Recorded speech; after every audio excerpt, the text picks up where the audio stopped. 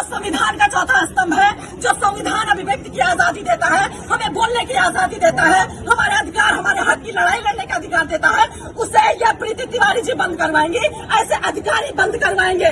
ये कह रही हमारा मूड खराब हो गया। हम मूड खराब होने का जिम्मा नहीं लेते, हम अपना काम करवाने आए हैं। आप पढ़ लिख कर अपनी मर्जी से अधिकारी बनी है, सुनने के लिए, जनता को झेलने के लिए, सेवा करने के लिए अधिकारी बनी है। आप अपने कार्यालय से जनता को दुर्व्यवहार करके कार्यालय से बाहर नहीं निकाल सकती है। यह अधिकार आपको नहीं है कि आप बोले हमको और आपके साथ खड़े 4 लोग और बोले कि आप भागिए यहाँ से, निकलिए कार्यालय से। अरे आपको पता नहीं है कि पत्रकार क्या होता है? आपने मामूली समझ लिया है। अरे आपको शर्म नहीं आती कि पत्रकार खड़ा होकर बोल रहे हैं मैम मुझे न्याय चाहिए, मैं एक पत्रकार हूँ। आपने क्या कर्तव्य निभाया? आप योगी जी को नहीं जानती, सरकार आदेश नहीं सुनती है कि पत्रकार जब किसी भी अधिकारी के पास जाए, कार्यालय जाए, प्रशासन के पास जाए, तो वो इज्जत दे, पत्रकार को मान सम्मान के साथ बिठाए और उसे पूरा ब्यौरा दे जिस बारे में जानकारी चाहिए पत्रकार को। आप सुनती नहीं है, आप मेरी आजादी छीनेंगी, आप मेरे बोलने की आजादी छीनेंगी। मैं ऐसे नहीं होने दूंगी।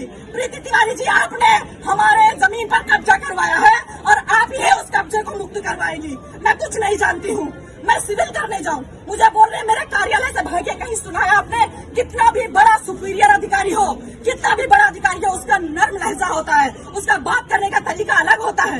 ये कहाँ से पढ़ लिख कर आई है? कैसे अधिकारी बन गई कि इनका मूड खराब हो जाता है एक पत्रकार के सवाल करने से? लेकिन मैं यहाँ पत्रकार की हैसियत से नहीं आई थी, मैं एक पीड़ित लड़की की हैसियत से लखनऊ से दौड़ दौड़ के आ रही हूँ कि मैं पीड़ित हूँ मैम, मुझे न्याय चाहिए। आपके गलत आदेश की वजह से मेरे घर पर कब्जा किया गया, आपने गलत कब्जा कर लिया, प्रशासन ने आपको गुमराह किया। मैं बता रही हूँ, मेरी बात सुनने को तैयार नहीं। आप पहले बाहर जाइए, फिर मैं बात करूंगी। आप पहले बाहर जाइए, मेरा मूड खराब हो रहा है, मुझे गुस्सा आ रहा है, मुझे मेरा गुस्सा शांत करिए और मैं सब साक्ष्य दिखाऊंगी आपको। इनका जितना भी रवैया अंदर किया मेरे साथ, जितना भी ये भूल गई कि मैं पत्रकार बता रही हूँ, लेकिन मैं तुम्हारा कुछ भी कर सकती हूँ, ये भूल गई।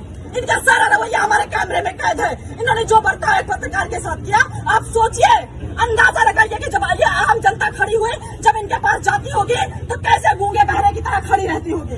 इनके आदेश के लिए एक शब्द सुनने के लिए कितना बेचैन रहती होगी कि मैम कुछ तो हमारे हक में फैसला सुना दे, कुछ तो हमारे हक में बोल दे, कुछ तो मेरे साथ न्याय कर दे।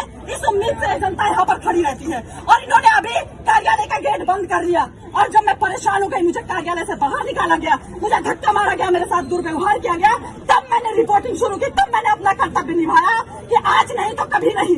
क्योंकि मैं यहाँ 2-2.5 महीने से चक्कर काट रही हूँ। मेरी बुजुर्ग माँ 2-2.5 महीने से आ रही कि मैम आपकी गलती की वजह से अभी तक कोई हमारे घर में घुस नहीं पाया। एसडीएम के गलत आदेश की वजह से हमारे घर पे लोगों ने कब्जा कर लिया, प्रशासन को भेजकर इन्होंने कब्जा करवा दिया। प्रशासन गलत रिपोर्ट लगा रहा है। जांच होनी चाहिए, निष्पक्ष जांच होनी चाहिए। हम बेईमान लोग नहीं है, गरीब आम जनता बेईमान नहीं होती है, अधिकारियों की तरह गलत फैसले नहीं लेती है, किसी का किसी पर कब्जा नहीं करवाती है। ये जो यहाँ पर आम जनता खड़ी है, ये बेईमान नहीं है। अपना खून पसीना बहाकर यहाँ पर लोग खड़े हुए हैं उम्मीद में कि हमें न्याय मिलेगा।